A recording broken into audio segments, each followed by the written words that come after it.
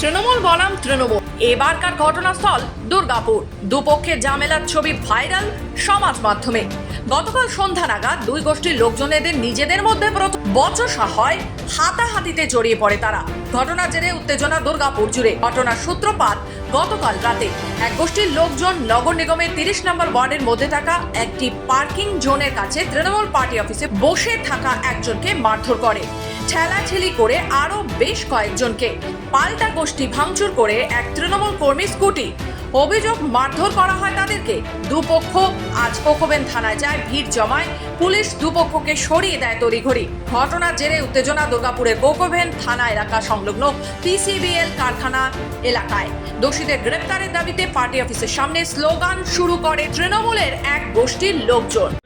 না না না না, আমাদের একটা ছেলে 10 জন মিলে একটা ছেলেকে মারছে, সেখানে দোষটা কার থাকে? একটা ছেলেকে পেয়ে মেরেছে, ও আসছিল, ওকে পেয়ে একা মেরেছে। অ্যালকোহল টেস্ট করো, আমি যদি খেতে এসে প্রমাণ করে দেয় তৃণমূল করে বলছে। তৃণমূল করে, তৃণমূল যদি করতো তাহলে বিজেপি বন্ধ রেখেছিল, তাহলে ওরা কোথায় ছিল সেদিন? ওরা কোথায় ছিল? আমি পার্টি বসে বসে আছি, আমাকে এসে ধাক্কা লাগি। কারা করলো এটা?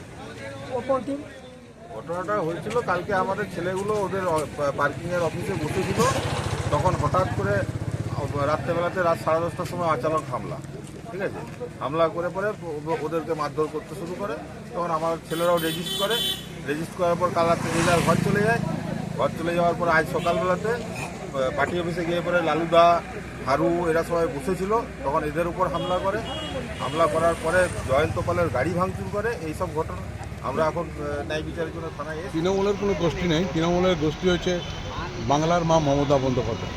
তাকে দেখে যদি তারা দল করে, কোনো গোষ্ঠী এখানে চলবে না। গোষ্ঠী নিজের মতন করে করছে, তারা কিন্তু এটা ঠিক করছে না। সবাই মিলে এক হয়ে যে ভারতবর্ষে যে সরকারটা চালাচ্ছে তার বিরুদ্ধে কঠিনতম লড়াই করতে হবে।